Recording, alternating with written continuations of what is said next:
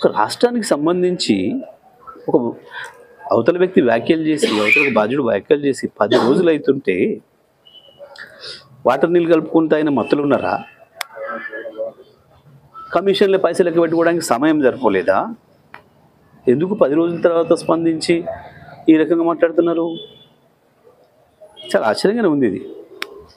లేదా ఇద్దరు అనుకొని మ్యాచ్ ఫిక్సింగ్ చేసుకొని ఏమైనా మాట్లాడుతున్నారా?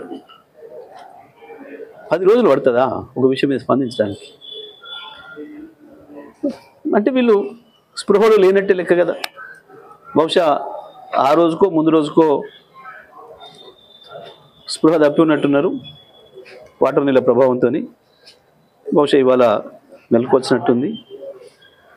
ఇట్లాంటి వాళ్ళు రాష్ట్రాన్ని నడితే కష్టమవుతుంది. ప్రజలు కూడా గమనించాలి ఎటువంటివి. ఎంత సోయి లేకుంటారు వీళ్ళు.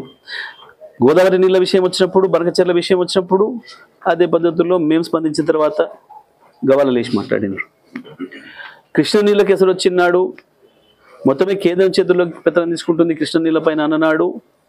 మేము మాట్లాడినప్పుడు బుకాయించారు. చివరికి కేసీఆర్ గారు వచ్చి నల్లగొండలో 1,00,000 మంది రైతులతో మీటింగ్ పెట్టి మీరు చేస్తారా మేము ఉద్యమించాలంటే గవాల తెల్లారి అసెంబ్లీలో పెట్టి మళ్ళీ తీర్మానాలు చేశారు.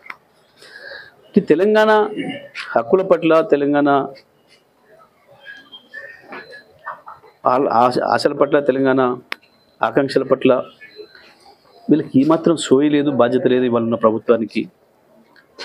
కేవలం కమిషన్ల దందా కొరకు, ప్రభుత్వాన్ని ప్లాట్ల దందా కొరకు వాడుతున్నారు. ఉన్న భూముల్ని మందికి అప్పనంగా అప్పచెప్పి వాళ్ళ బొక్కసాలు నింపుకోవడానికి వాడుకుంటున్నారు ప్రధానం తప్ప అసలు ఏమాత్రం సోయి లేదు, జ్ఞానం లేదు. ఇవాళ ఏందో సినిమాలు ఆపుతాం, సినిమాలు నడవు, ఏం నడవు, నీ బొంద నడవు. సినిమాలు ఆయన విమలు ఆయన కుంటారు, నువ్వు వద్దంటే ఆగరు చూస్తారు. అది కాదు నువ్వు మాట్లాడాల్సిన మాట. మనం మాట్లాడేది కూడా ప్రజాస్వామికంగానే ఉండాలి. మనం మాట్లాడేది కూడా ప్రజలు నచ్చినట్టు ఉండాలి.